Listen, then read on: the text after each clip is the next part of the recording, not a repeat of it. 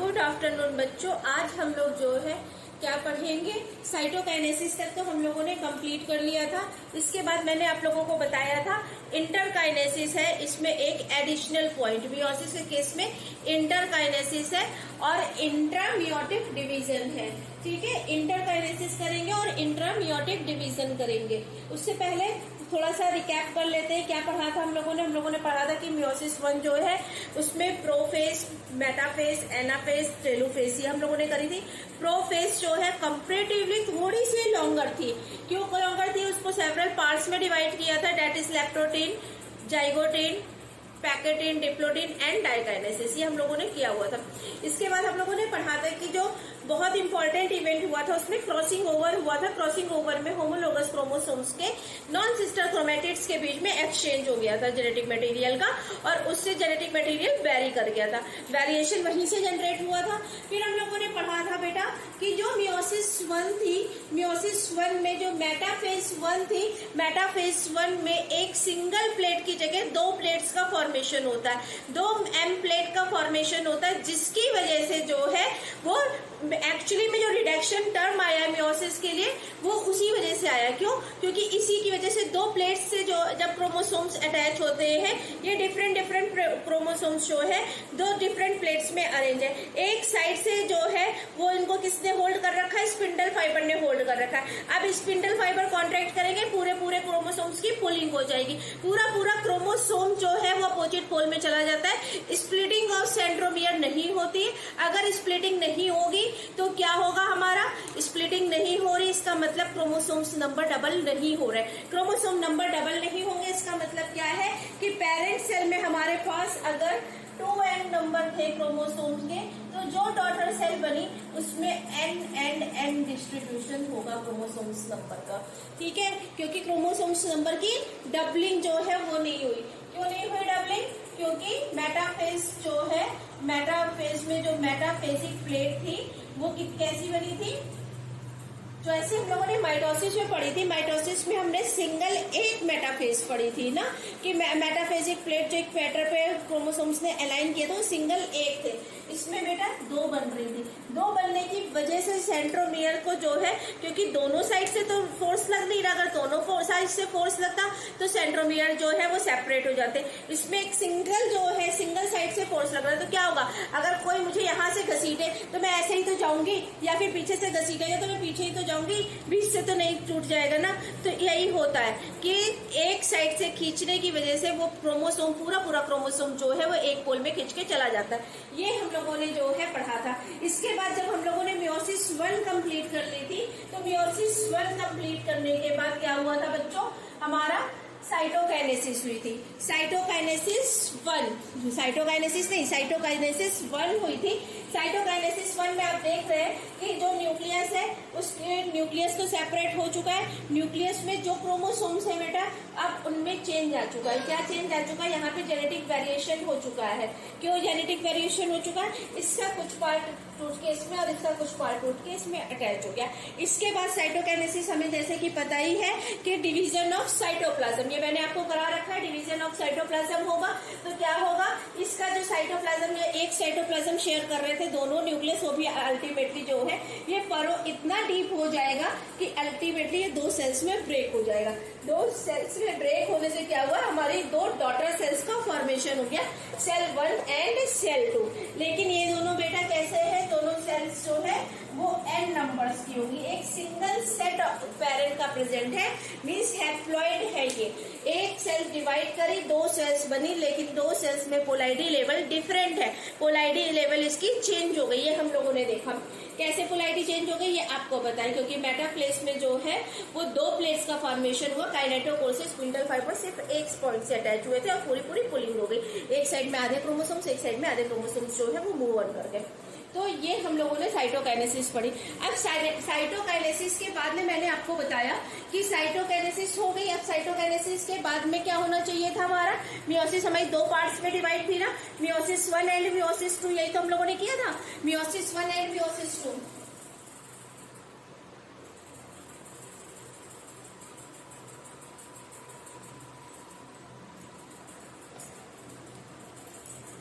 अगर मैं इसको मियोसिस 1 ना लिखूं बच्चों, तो क्या था मियोसिस।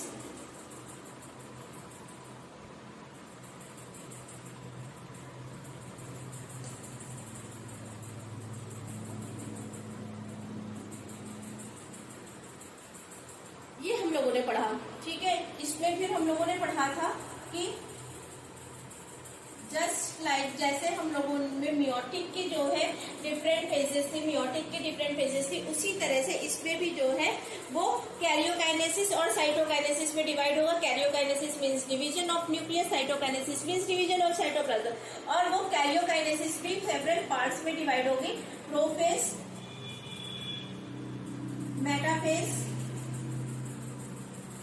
Anaphase, telophase, right. लेकिन ये किसकी है, मियोसिस 1 की थी। तो प्रोफेज 1, मेटाफेज 1, एनाफेज 1, टेलोफेज 1, ये हम लोगों ने पढ़ा। एज वेल एज हम लोगों ने देखा था कि प्रोफेज जो है वो फर्दर डिवाइडेड थी। किसमें डिवाइडेड थी, हमारी लैक्टोटीन में, zygotene, pachytene, diplotene, at last diakinesis.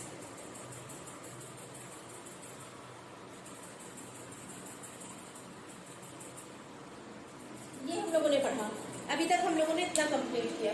क्यों? क्योंकि ये तो बेटा किसका पार्ट था, हमारा इतना पार्ट जो है ये किसके अंदर में आ रहा था, कैरियोकाइनेसिस,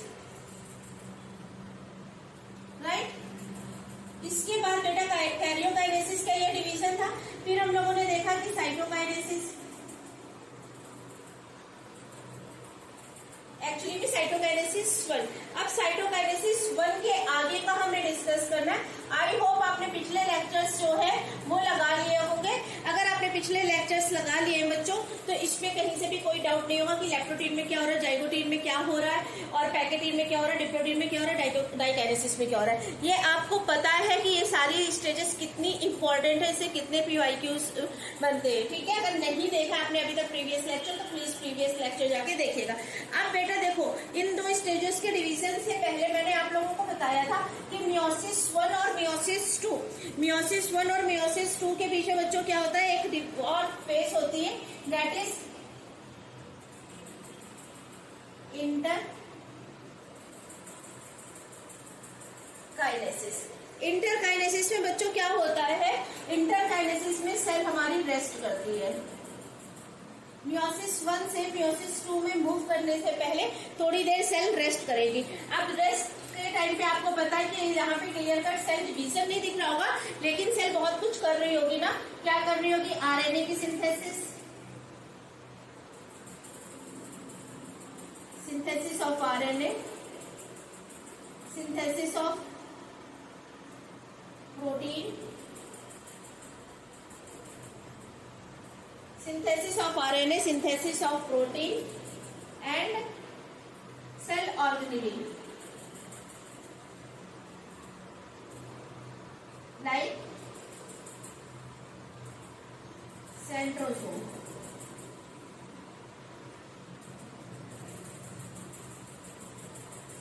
ठीक है, ये तो इसके फीचर्स हो गए। RNA की सिंथेसिस को हम क्या बोलते हैं, बताइए। RNA की synthesis is also known as transcription. बताया था ना आपको कि ये टर्म याद रखिएगा, पढ़ेंगे हम लोग मॉलिक्यूलर बायोलॉजी में, अभी पढ़ा नहीं है, लेकिन टर्म याद रखिएगा। Synthesis of protein is known as translation, right. ठीक है, ये हम लोगों ने पढ़ा कि ये चीजें तो हो रही हैं। आरएनए की सिंथेसिस हो रही है, सिंथेसिस ऑफ प्रोटीन हो रही है, सेंट्रोसोम्स का फॉर्मेशन हो रहा है। लेकिन यहाँ पे क्या नहीं हो रहा है वो इम्पोर्टेंट है। क्या नहीं होता है बेटा, there is no synthesis of, there is no synthesis of, mark कर दिएगा, डीएनए एंड हिस्टोन।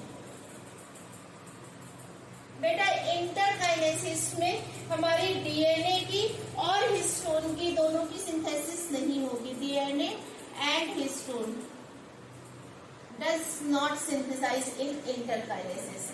ठीक है, मीन्स डीएनए का डुप्लीकेशन नहीं होगा। डीएनए का डुप्लीकेशन नहीं होगा, इसका मतलब क्या है कि रेप्लिकेशन ऑफ डीएनए नहीं होगा, डीएनए की सेवरल कॉपीज नहीं बनेगी। अब डीएनए ही नहीं बन रहा है तो डीएनए की पैकेजिंग की प्रोटीन का हम क्या करेंगे, तो वो भी नहीं बनेगी। ठीक है, तो डीएनए और हिस्टोन प्रोटीन नहीं सिंथेसाइज होंगी, ये स्पेशली मार्क करिएगा।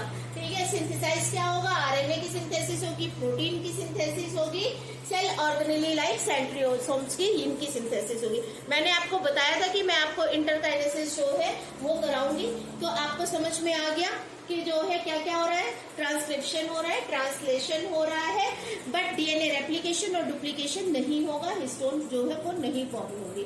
ये एक पीवाईक्यू है। चलिए अब आते हैं मियोसिस 2 में। अब हम बात करते हैं मियोसिस 2 की। इतना तो आपको क्लियर हो गया है, इसमें तो कोई प्रॉब्लम नहीं है। Now come to meiosis 2। अब तक इंटरकाइनेसिस हो जाएगी। अच्छा देखिए, इंटरकाइनेसिस जो हम लोगों ने अभी देखी,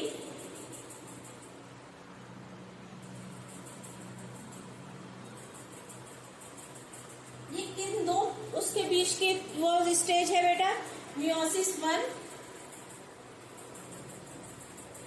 एंड मियोसिस 2। मियोसिस 1 और मियोसिस 2 के बीच की स्टेज है ना, तो हम क्या बोल सकते हैं इसको, इंट्रा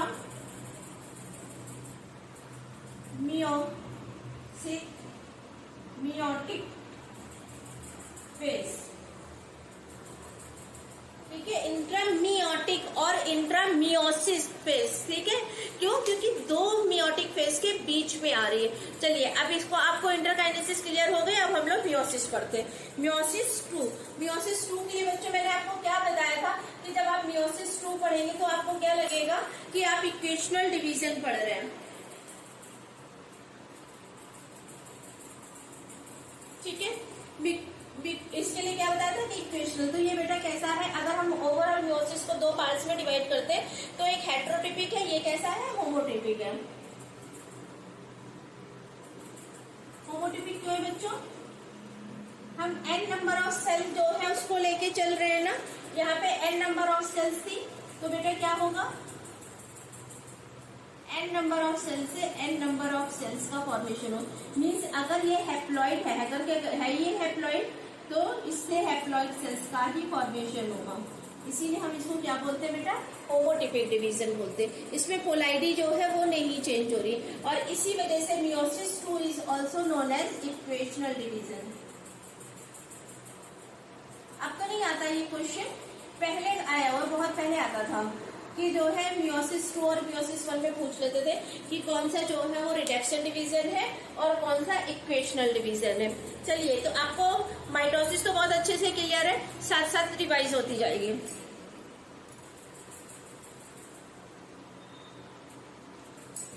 कितनी स्टेजेस हम लोगों ने पढ़ी थी,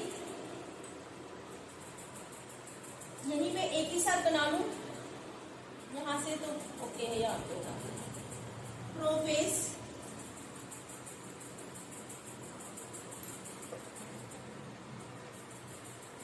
मेटाफेज,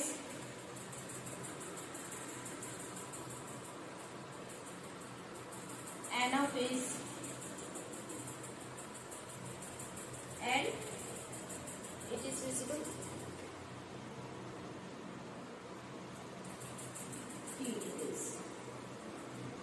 राइट। लेकिन ये किसका पार्ट है बेटा, मियोसिस 2 का। तो prophase 2, metaphase 2, anaphase 2 as well as telophase 2। लेकिन ये क्या मियोसिस का इतना ही पार्ट होता है बेटा, ये तो नहीं होता है ना।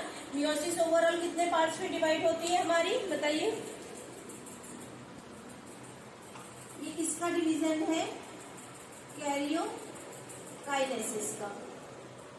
Karyokinesis is followed by cytokinesis.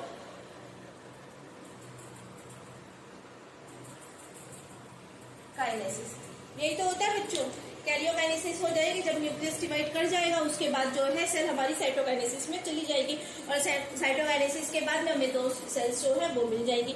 चलिए अब देखिए बच्चों क्या होता है प्रोफेज 2। क्या प्रोफेज 2 में हम उस सारी डिवीजन पढ़ेंगे जो हम लोगों ने प्रोफेज 1 में पढ़े थे, that is leptotene, zygotene, pachytene, diplotene, diakinesis, ऐसा कुछ भी नहीं है।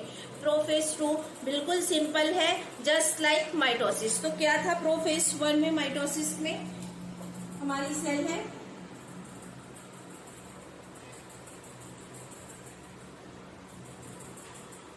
टी सेल एक हमारी, इस सेल के अंदर न्यूक्लियर मेम्ब्रेन होगी,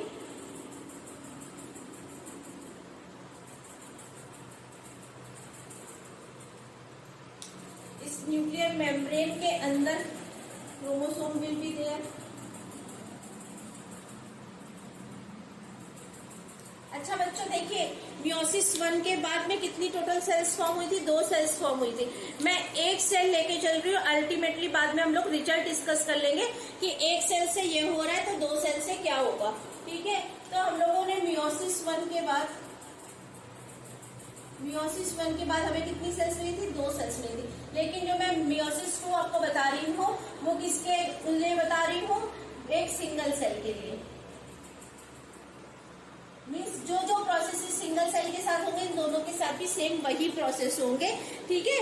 तो अब इसमें क्या है, मैंने एक क्रोमोसोम ले लिया है, 2 क्रोमोसोम से अलग अलग सेल्स में एक क्रोमोसोम मैंने ले लिया है। लेकिन क्या क्रोमोसोम ऐसा ही था? नहीं बेटा, इसमें क्या हो चुका था?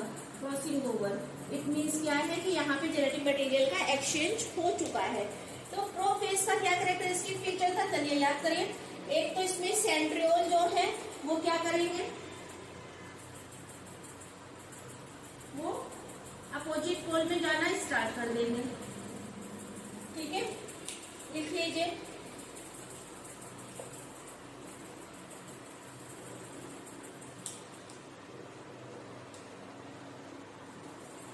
Centriole will move towards opposite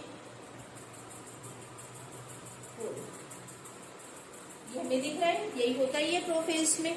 और क्या होता है बताइए? Nuclear membrane will be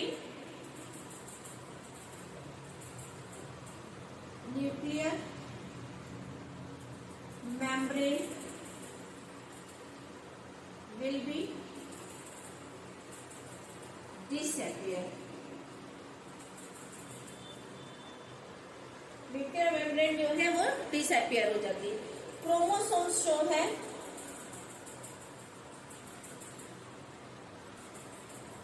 chromosomes became thicker and shorter, ठीक है। तो ये हमें पता है कि ये हमारी क्या है? प्लाज्मा मेम्ब्रेन है।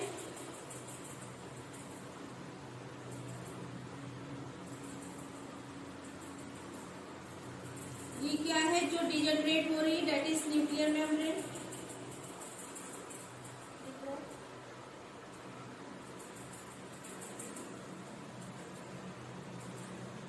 Chromosome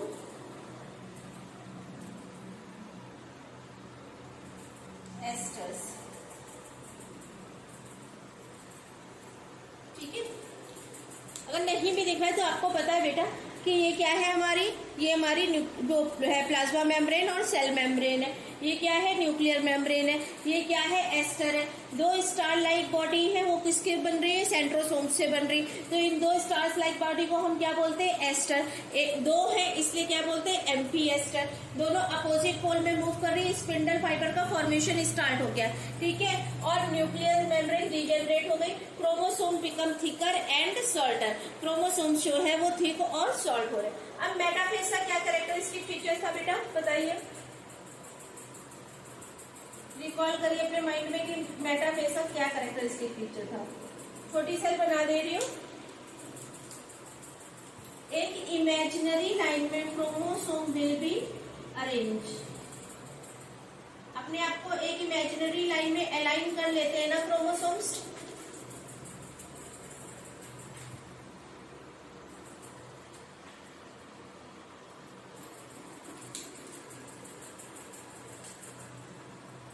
centriole will completely move towards opposite poles. Spindle fibers are formed. Nucleus के अराउंड मैंने कहीं भी न्यूक्लियर मेम्ब्रेन बनाई है? नहीं बनाई ना। इसका मतलब क्या है, अब न्यूक्लियर मेम्ब्रेन कंप्लीटली डीजनरेट हो चुकी है ना। अच्छा, जो स्पिंडल फाइबर्स जो है वो किस पॉइंट से अटैच होंगे? इतनी बार मैं रिपीट करा दूंगी कि आप कभी भूलोगे ही नहीं। That is kinetochore. क्या हो गया, जल्दी जल्दी से इसमें मार्क कर लेते हैं। Chromosomes align at equator. इसकी वजह से क्या हुआ, मेटाफेजिक प्लेट का फॉर्मेशन। कितनी मेटाफेजिक प्लेट्स बनी? 1 प्लेटफॉर्म। ठीक है। Spindle fibres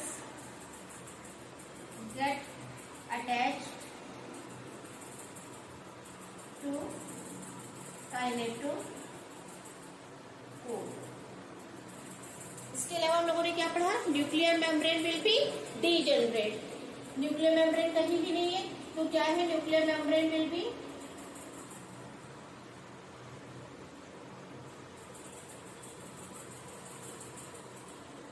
completely degenerate. इतना समझ में आ गया। अब इसमें क्या हो रहा है, एक प्लेट में फॉर्मेशन हो रहा है।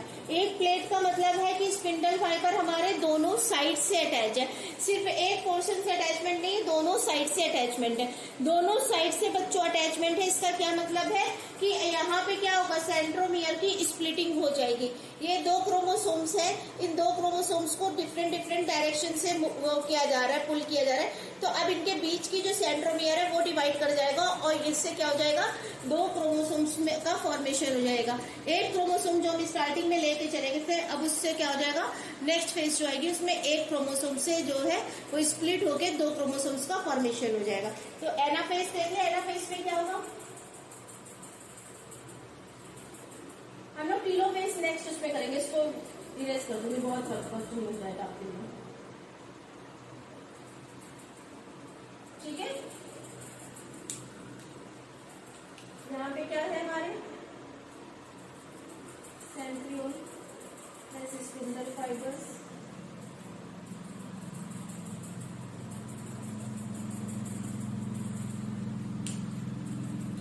यहाँ से स्प्लिटिंग हो जाएगी ना क्रोमोसोम्स की, ये देखिए यहाँ से स्प्लिटिंग हो जाएगी, आधा क्रोमोसोम इधर आधा क्रोमोसोम इधर चला जाएगा। यही तो होगा बच्चों।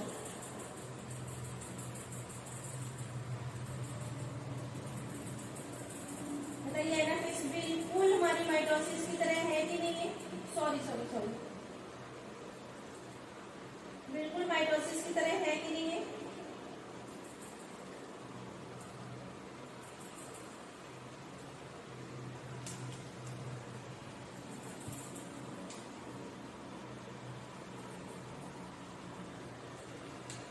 देखिए, स्पिंडल फाइबर्स में कॉन्ट्रैक्शन हुआ, उस कॉन्ट्रैक्शन की वजह से सेंट्रोमियर डिवाइड हो गया। सेंट्रोमियर डिवाइड हुआ, एक क्रोमोसोम स्प्लिट कर गया 2 क्रोमोसोम्स में। तो एनाफेज में क्या हुआ, जो एनाफेज का कैरेक्टरिस्टिक फीचर्स है क्या है बेटा, कॉन्ट्रैक्शन इन spindle fibres.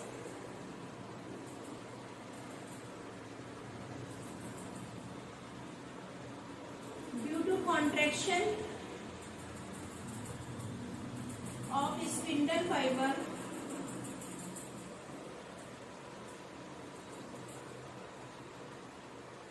centromere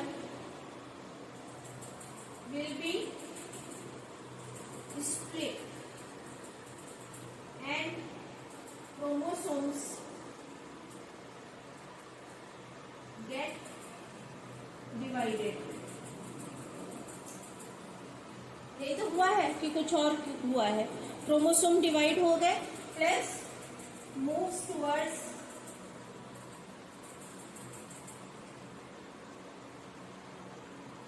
opposite poles। यही तो हुआ बच्चों। देखिए सेंट्रोसोम्स जो है वो सेंट्रोमियर्स डिवाइड कर गए, क्रोमोसोम्स दो पार्ट में ब्रेक हो गए, एक पार्ट इस साइड एक पार्ट इस साइड, यही हम लोगों ने पढ़ा। इसके बाद जो है जो हम लोगों की टीलोफेज आएगी वो हम लोग करेंगे कि टीलोफेज में क्या होगा। टीलोफेज कुछ नहीं होती है हमारी प्रोफेज की, जस्ट रिवर्स फेज होती है। तो प्रोफेज की रिवर्स फेज होती है मीन्स इस क्रोमोसोम के अराउंड में न्यूक्लियर मेम्ब्रेन और इस क्रोमोसोम के अराउंड में न्यूक्लियर मेम्ब्रेन बन जाएगी। इसका मतलब एक सेल में जो है वो कैरियोकाइनेसिस अब कंप्लीट हो जाएगी आफ्टर टीलोफेज और दो न्यूक्लियस का फॉर्मेशन हो जाएगा। ये हम लोगों ने अभी तक पढ़ा। चलिए टीलोफेज देख लेते हैं।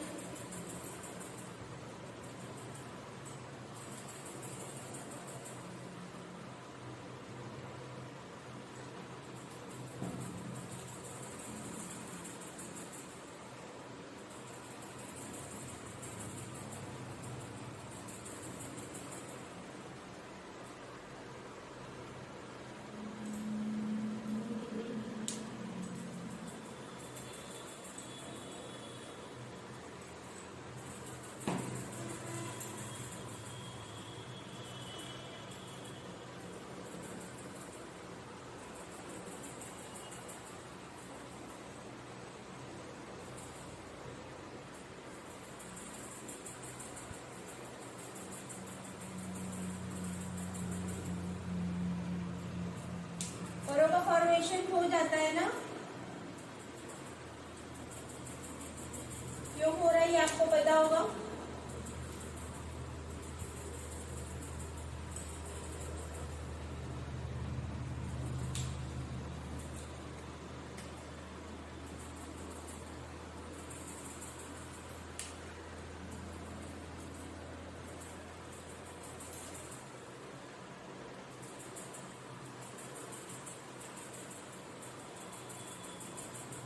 अच्छा, वो स्पिंडल फाइबर का जो एपरेटस था वो उसी में डिजेनरेट हो जाता है बेटा एनाफेज में, क्योंकि उसके बाद तो रिक्वायरमेंट ही नहीं है। इसके बाद तो हमारी न्यूक्लियर मेम्ब्रेन का फॉर्मेशन होना है। तो ये क्या है हमारी प्लाज्मा मेम्ब्रेन, ये क्या है न्यूक्लियर मेम्ब्रेन, क्रोमोसोम्स,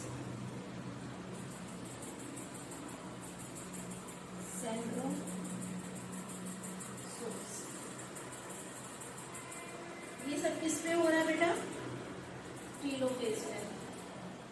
टीलोफेज में क्या क्या हुआ बच्चों देखिए, nuclear membrane will be reappear,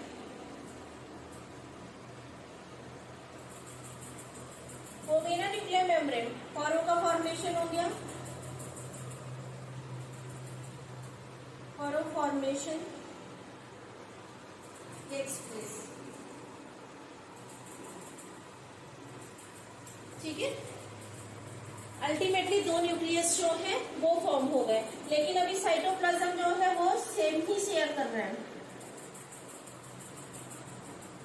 cytoplasm एक ही दोनों न्यूक्लियस का, एक सेल में जो है वो दो न्यूक्लियस बन गए हैं लेकिन साइटोप्लाज्म अभी सेम है। तो क्या हो गया, एक सेल से दो न्यूक्लियस डिवाइड होके बन गए। इसका मतलब हमारी कैरियोकाइनेसिस जो है अब वो कंप्लीट हो गई है। कैरियोकाइनेसिस कंप्लीट हो जाती है टीलोफेज से।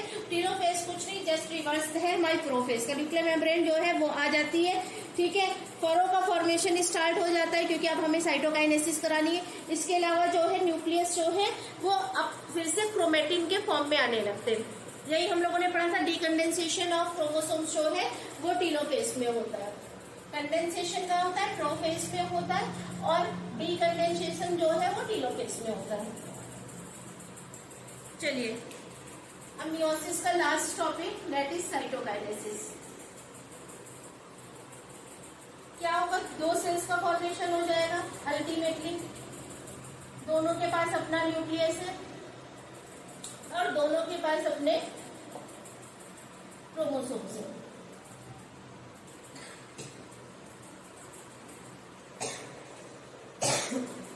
5।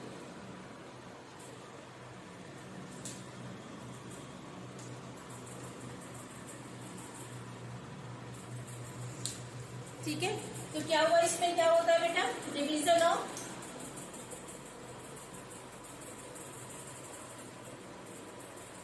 Cytoplasm.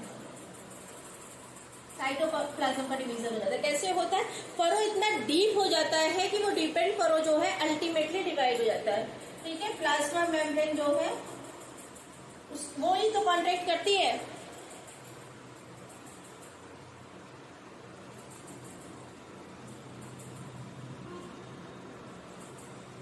Plasma membrane will contract and furrow will begin deepen। ठीक है, अल्टीमेटली जो है प्लाज्मा मेम्ब्रेन इतनी डीप हो जाती है और ये एक सेल से 2 सेल्स में डिवाइड हो जाती है। हम लोगों ने कर लिया, ये मैं फिर से नहीं ड्रॉ किया था, आप तो इतना समझ ही गए होंगे कि यहाँ पे 2 सेल्स थी, इन 2 सेल्स के न्यूक्लियस जो है उससे डिवाइड करके ये आया है।